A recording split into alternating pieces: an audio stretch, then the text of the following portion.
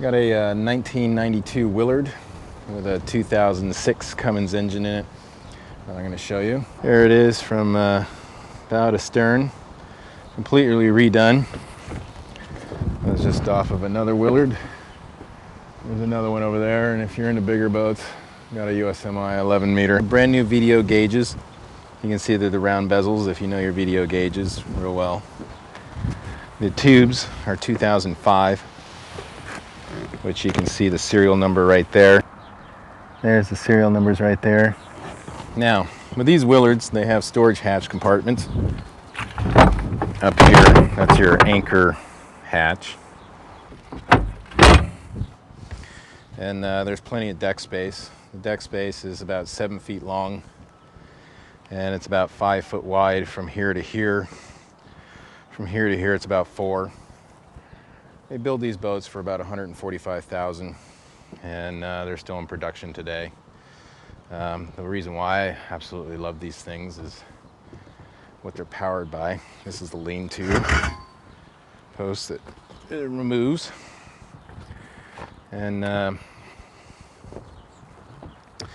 if you undo one of these clamps here and pull this whole thing up real easy, you have this wonderful Cummins 5.9 210 horsepower diesel.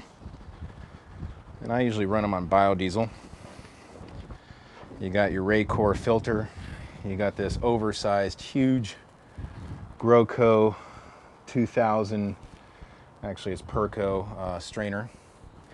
You have your freshwater flushing valve. It's got a Velva drive transmission with a drive shaft saver. You got, it's 24 volt. There's less than 200 hours on this motor. Boat's completely gone through. It's a 2006 Cummins. It's got less than 200 hours on the motor. I've sea trialed it probably a good 30 hours myself, and it just runs amazing. Completely gone through from the injection pump to the injectors to raw water impeller, new alternator. Outside of that, I mean, rod the exchangers and service. So it's in really good shape. You can see the electrical on this stuff. Electrical's in pretty good shape, very tight, very simple. It's just a good all-around boat. When you're into quality stuff, you can have a real great appreciation for this stuff. It's not like your Merc Cruiser shit where it's last a couple hundred hours and next thing you know you're being screwed by your mechanic. I hate to put it in such harsh terms, but it's the reality of it. This is the Konrad 520 drive. It's a phenomenal drive. Compared to the Merc Cruiser X1 drive, this thing is just, there's no comparison. It probably weighs 2.5 times more because it's built so solid. You have a drive shaft, so you're not shifting it within the drive because you have the Velva drive transmission. You got this huge prop on it, which is a 25 pitch, 19 diameter. You can see this one hasn't been sitting in the salt water. It's nice and pristine. They build these drives for about $14,000, and they're good up to 450 horsepower, and I think it's about 700 pounds of torque. So they're pretty phenomenal. If it's good enough for the military, it's got to be good enough for civilian use. I've sold these boats all over the place. I have some clients that are dolphinexpeditions.com. You'll see the boat there. There's a boat in Grand Cayman for a dive operation. There's one in Kona I sold to, another one in Honduras. Rent them out to the movie industry. They're really quite phenomenal boats, just very reliable. So my reputation is about the same as the boat. So that's why I'm here, and that's why I'm selling them, because I love them. This compartment back here is a storage compartment. I don't really utilize the space right now because I'm not using the boat. Underneath here, you have your 2 batteries.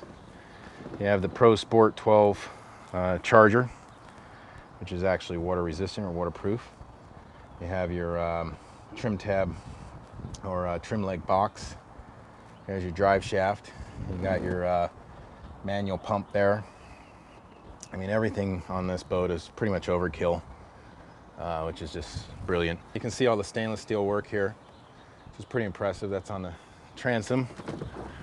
You got all these handrails, which is all electropolished stainless steel. You got the bow,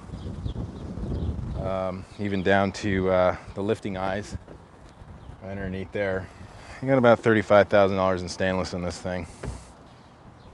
You got the rear compartment here. And just to show you how easy these things are, you just turn this dial up and got a little start switch here. Here's your keel, pop that down. That's what I love about these boats. I haven't started this thing in 3 weeks, and I don't even worry about it. When you're on a Willard, this shit actually isn't that bad.